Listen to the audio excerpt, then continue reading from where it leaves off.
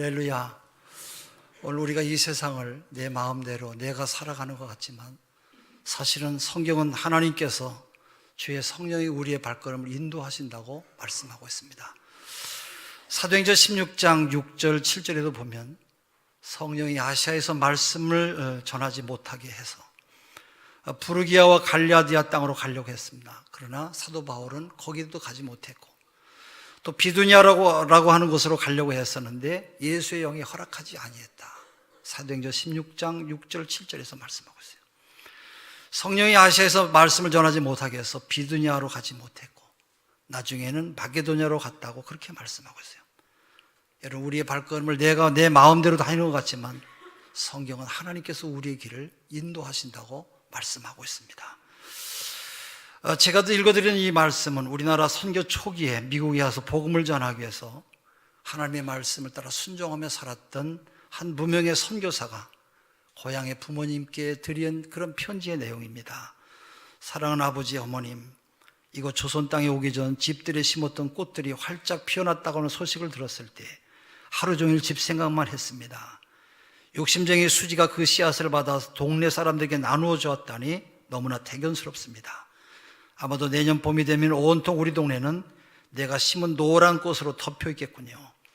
아버지, 어머니, 이곳 조선 땅은 참으로 아름다운 곳입니다. 모두들 하나님을 닮은 사람들과 같습니다. 선한 마음과 복음에 대한 열정으로 보아 아마 몇십 년이 지나면 이곳은 예수님의 사랑이 넘치는 곳이 될 것 같습니다.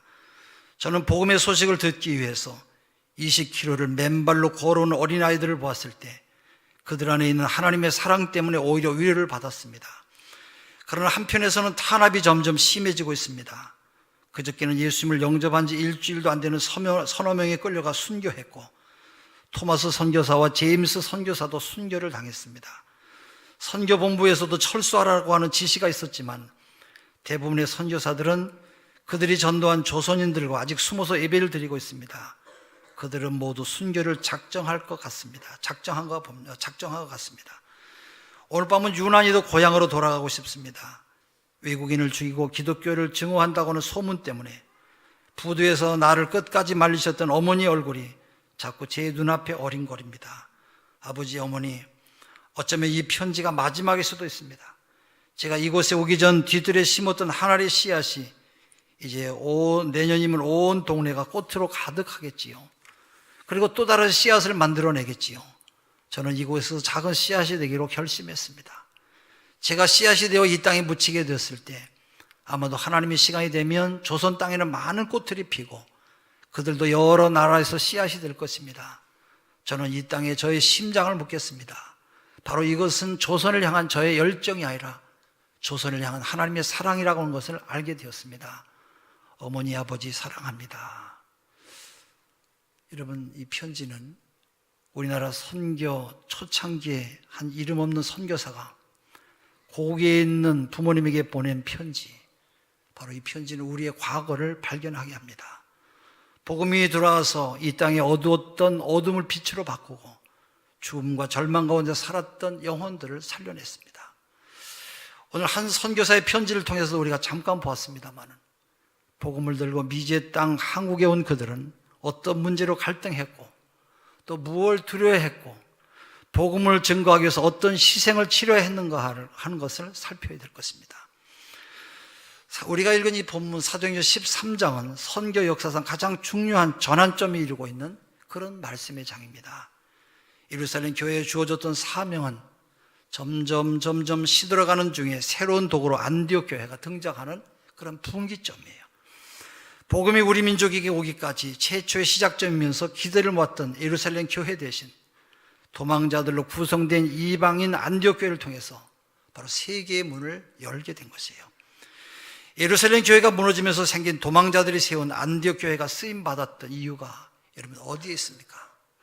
안디옥 교회와 같이 우리 교회 모든 성도들도 쓰임받기 위해서 이 시대와 이 시점에서 과연 우리가 어떤 모습이어야 될지 오늘 본문을 통해서 몇 가지를 함께 생각해 보려고 합니다.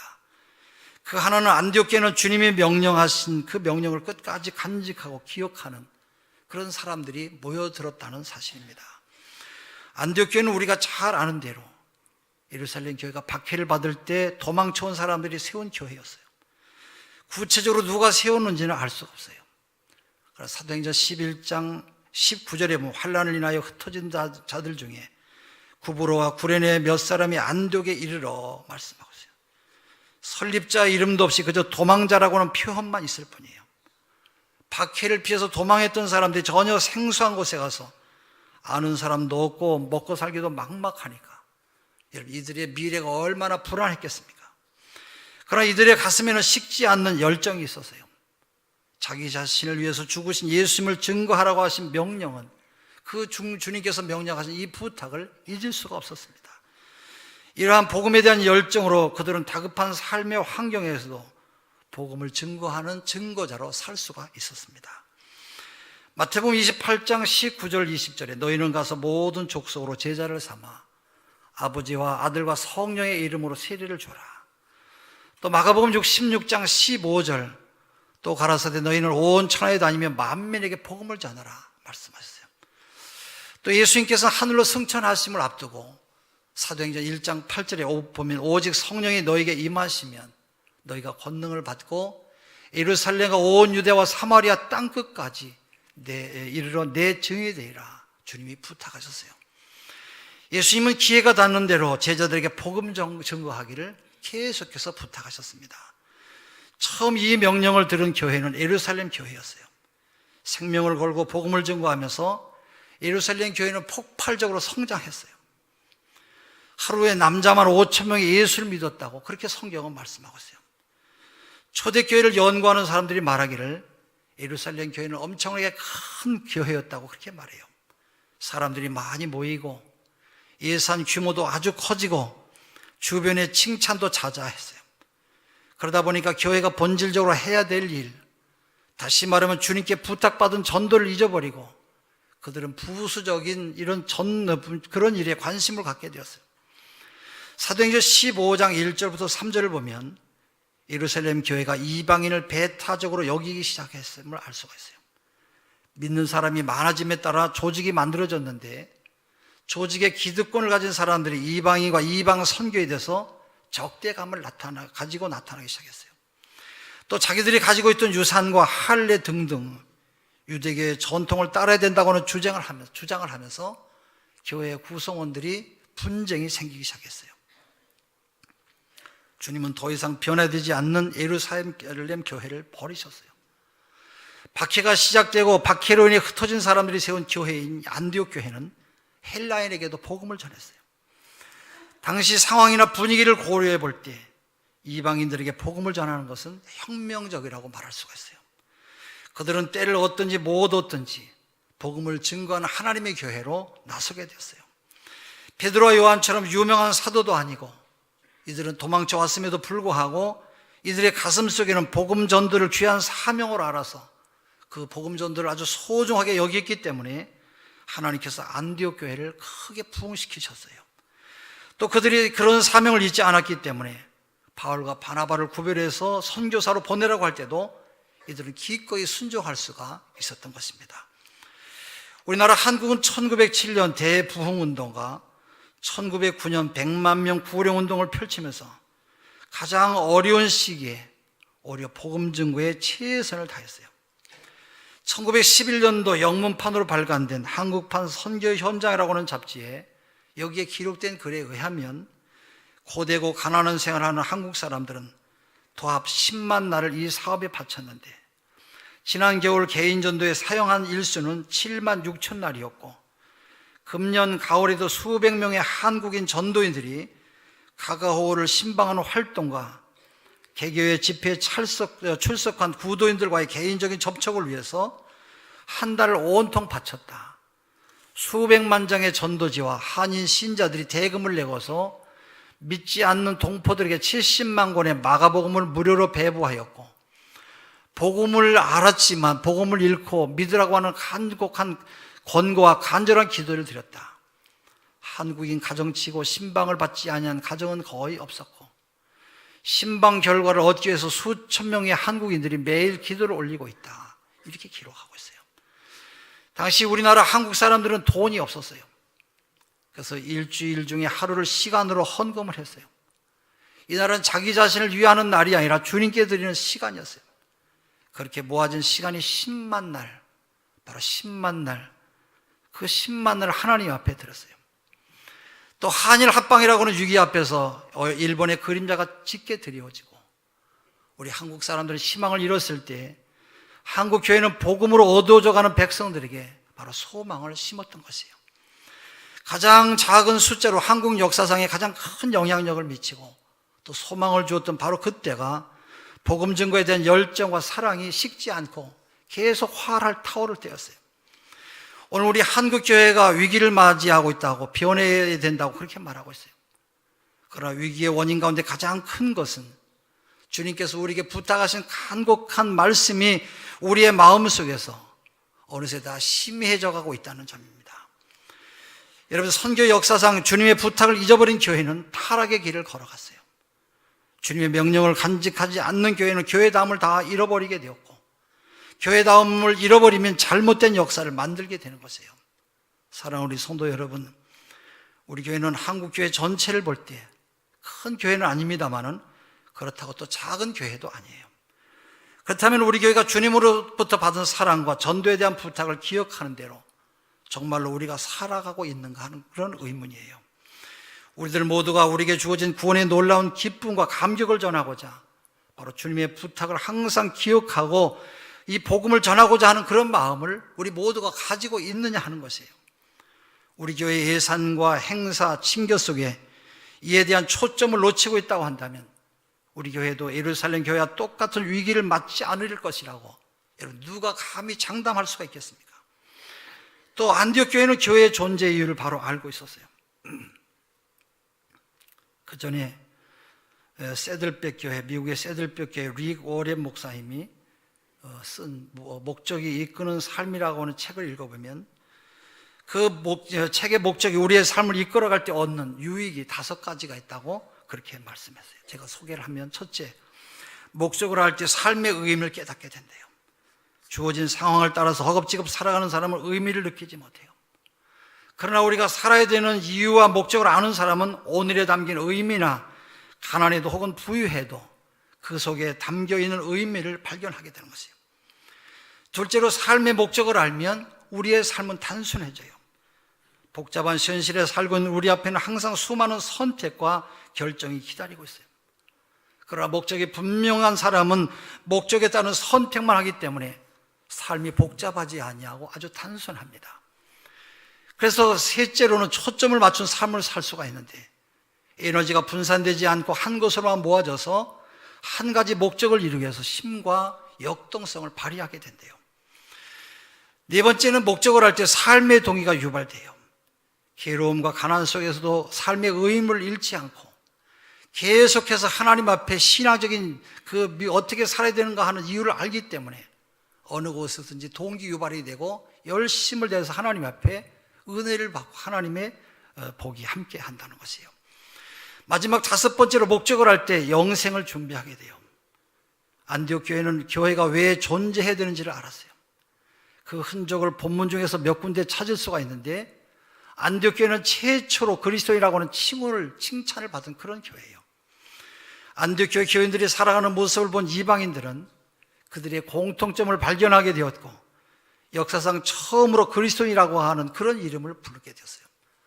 약간 조롱스러운 표현이기도 합니다만은 사실은 그리스도와 같은 생활을 하는 사람, 그리스도에게 속한 사람이라는 뜻이에요. 교인 한 사람 한 사람과 그 교회가 하는 모든 일들이 그리스도께서 하신 일을 하고 있다는 것이에요. 이것을 사람들이 다 보고 그대로 알았어요. 그리고 또 한 가지 목적이 분명한 교회였다고 하는 것을 알 수 있는 사건이 있었어요.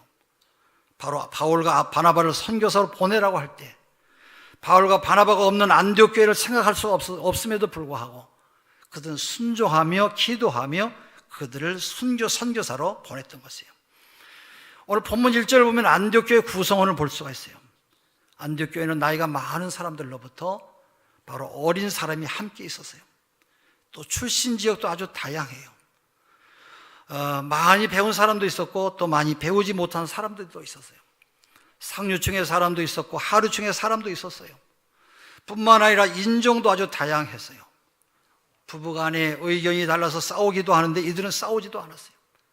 왜냐하면 부부간에 한 가지 분명한 목적이 있었기 때문이고, 교회가 존재하는 이유에 함께 부부가 공감하고 있었기 때문에 싸움할 날이 없었어요. 또 이 안디옥 교회에서는 선지자와 교사가 있었는데, 그것은 그들이 계속해서 배우고 훈련을 받았음을 뜻해요. 목적이 있고 사명이 있는 사람, 다시 말하면 비전이 있는 사람은 비전에 합당한 사람이 되기 위해서 내가 받은 훈련을 자기를 내어놓습니다. 주일만 왔다 갔다 하는 그런 교인처럼 교회를 왔다 갔다만 하지 않는다, 그런 말씀이에요. 비전이 있으면 그것을 이루기 위해서 내게 필요한 훈련이 무엇인지 우리의 시간과 정성으로 그것을 다 받아들여요. 안디옥 교회는 그런 훈련이 있는 교회였어요. 사랑하는 우리 모든 성도 여러분, 여러분 무엇을 위해서 사십니까? 여러분에게 삶의 목적이 어떤 것입니까? 여러분 신기촌 교회는 왜 나오셨습니까? 여러분 교회에 오셔서 여러분 뭘 하기를 원하십니까? 우리 교회는 여러분들이 모두 다 전도자가 되기를 원하시고, 더 나아가서는 꿈을 가진 그런 전도자가 되어서 하나님의 큰 뜻을 이루는 믿음의 사람들이 되기를 원하고 있습니다. 이것이 우리 교회의 최종적인 목표이고 사명입니다. 이것이 바로 하나님께서 우리에게 주신 아주 고귀한 그런 사명인 것이에요. 여러분들에게 하나님이 가정을 주셨고 직장을 주셨어요. 또 교회라고 하는 공동체를 주셨어요. 교회를 통해서 훈련되고 예배를 통해서 공급받아 세상 정욕에 주장하는 것에 의와 실학과 화평이 있는 하나님 나라를 만드는 것이 우리 교회의 사명인 것이에요. 이러한 사명이 우리들에게 분명하게 있어야 돼요. 나의 가정이 하나님께서 통치하시는 가정이 되도록 하겠다고 하는 여러분이 꿈을 꾸셔야 돼요. 나의 직장이 하나님께서 통치하셔서 의와 실학과 화평이 넘치는 직장이 되겠다고 하는 그런 꿈이 있어야 됩니다.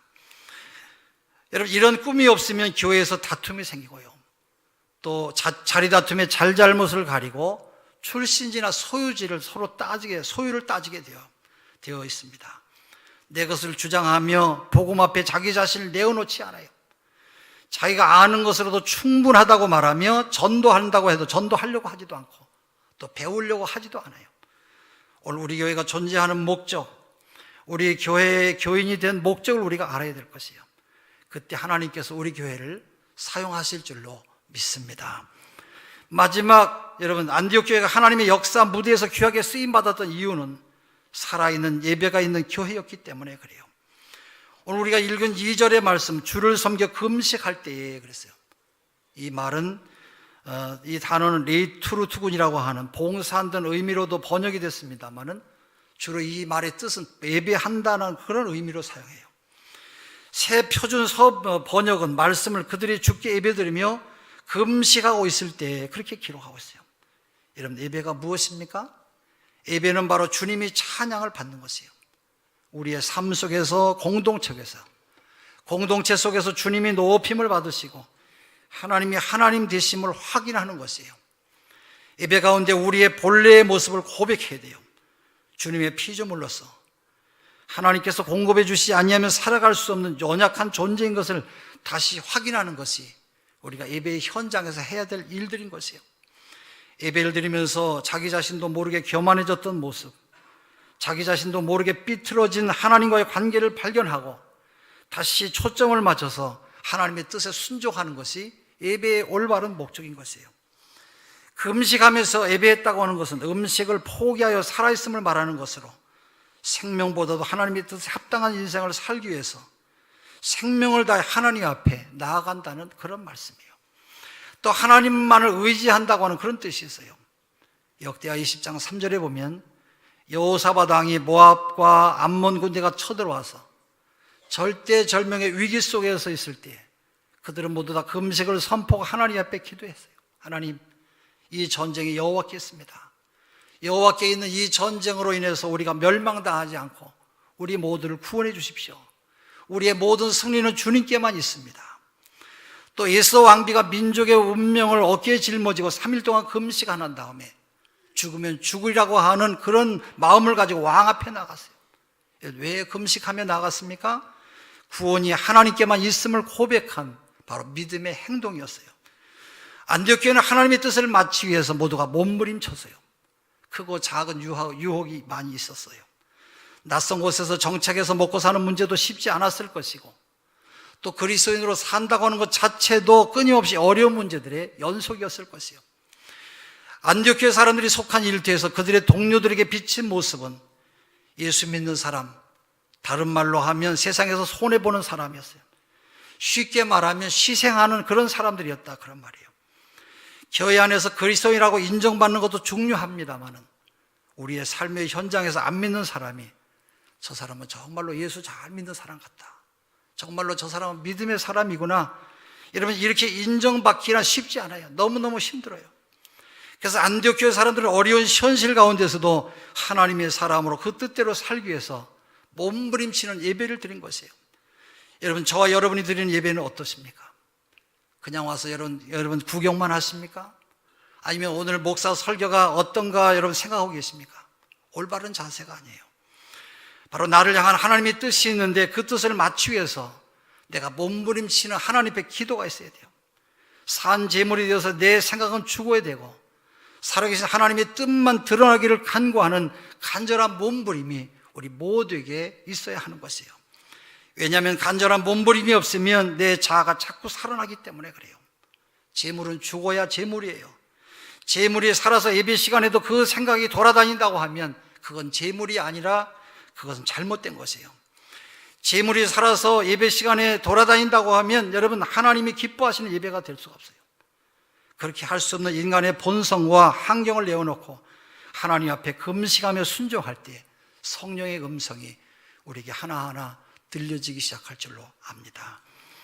저의 설교가 아닌 하나님의 음성을 찬양을 통해서 하나님의 음성을 듣고 헌금을 통해서 말씀하신 하나님의 음성을 여러분이 들으세요.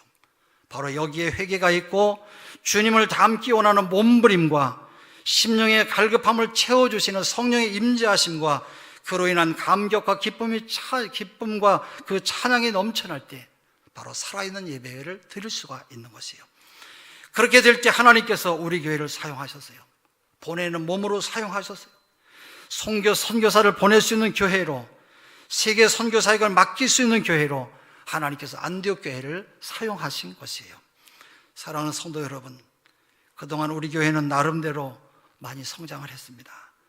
그러나 오늘 저와 여러분이 전도와 선교에 대한 부담은 다 사라지고 오늘 우리끼리 교회에 나와서 위로받는 것으로 만족하며 돌아간다고 하면 저와 여러분이 주님의 계획하시는 역사의 무대에서 죄되지 않는다고 장담할 사람은 아무도 없을 것이에요. 안디옥 교회처럼 여러분 주님의 꿈을 꾸시고 하나님의 사람으로 세움 받으시기를 바랍니다. 우리가 정말로 어려운 시대를 살아가고 있어요. 젊은 청년 실업자가 점점 늘어나고 있어요.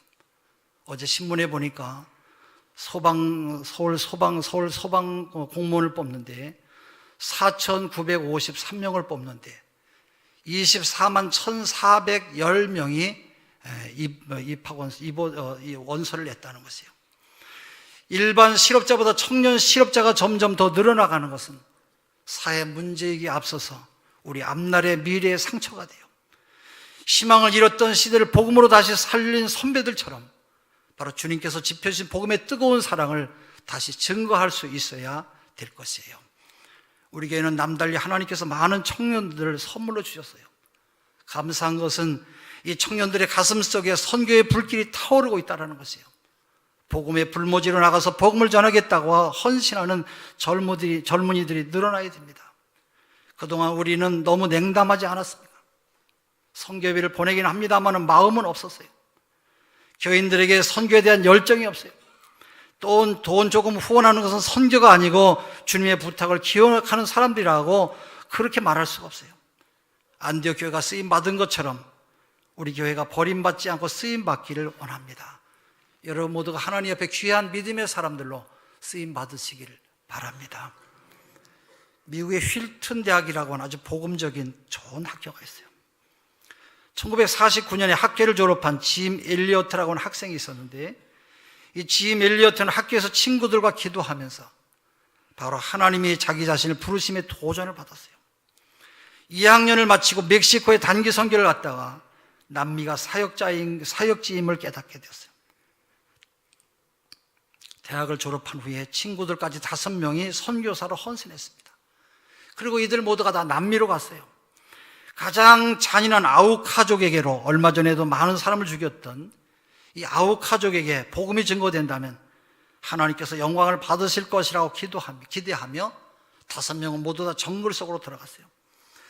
그러나 얼마 되지 않아서 소식이 끊어졌어요. 선교본부에서 급하게 수색대를 조직해서 밀림에 들어가 보니까 부패한 시체가 여기저기 있었어요. 소지품을 보니까 바로 그들의 것이었어요. 당시 언론은 무모한 젊은이들이라고 떠들썩하게 보도를 했어요. 바로 그때 짐 엘리어트의 부인인 엘리자베스 엘리어트가 이렇게 말했어요. 나는 후회하지 않습니다. 이것은 결코 비극적인 사고가 아닙니다. 이 모든 것이 하나님의 섭리와 뜻대로 된 것입니다. 당시에 많은 사람들이 이 부인의 말을 잘 이해하지 못했어요. 남편이 죽은 2년 후에 이들의 슬픔이 채 가시기도 전에 엘리자베스 엘리어트와 친구 누이였던 라이카 자매가 다시 아우카족에게로 갔어요. 이들은 죽음을 각오했습니다. 남편이 순교한 현장에 자신의 심장을 묻겠다고 하는 그런 마음으로 들어갔어요. 근데 아우카족이 주님을 받아들이기 시작했어요.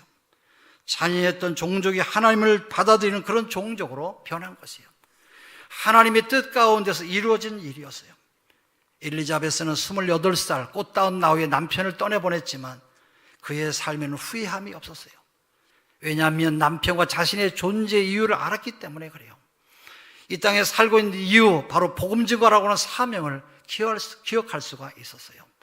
사랑하는 우리 성도 여러분, 세상이 변해도 여러분 잊지 마시기를 바랍니다. 주님이 나를 부르시고 나를 위해서 십자가를 지셨을 때 부탁한 것이 있어요.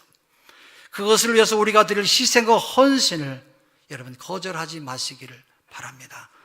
복음의 열정과 사랑 때문에 나를 찾아서 자기 심장을 미지의 땅 조선에 묻었던 한 무명 선교사의 편지처럼 오늘 여러분 각자의 마음의 편지를 주님께 올려드리는 우리 모든 성도들 되시기를 주의 이름으로 축원합니다. 하나님 아버지, 우리 모두가 거듭난 하나님의 사람으로 살게 하시고 내 뜻보다는 언제나 주님의 뜻을 먼저 생각하며 영혼을 사랑하며 하나님의 나라가 이 땅에 이루어지기까지 영혼을 구원하는 전도하는 일에 힘을 더하는 우리 모두가 되게 하여 주시옵소서. 예수 그리스도 이름으로 기도합니다.